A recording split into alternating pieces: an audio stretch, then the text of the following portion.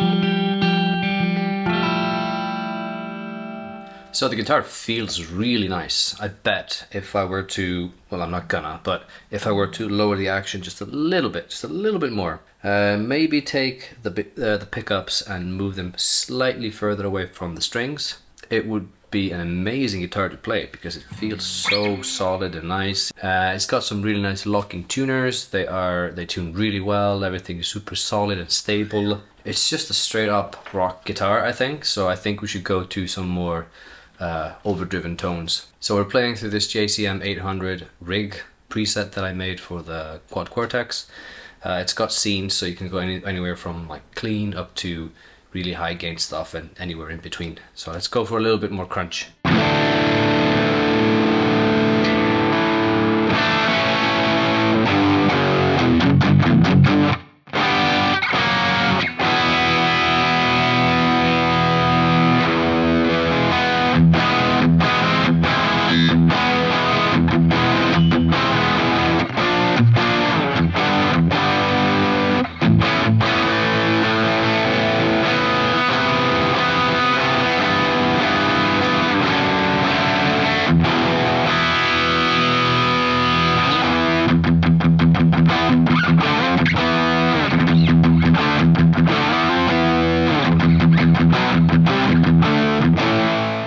For being active pickups, they do have a little bit of compression compared to some passive ones, and I do notice it. But for like a overdriven tone, I think they sound pretty nice, and they're quite like simple. Like, it feels easy to play, if that makes any sense. Let's go to some higher gain stuff.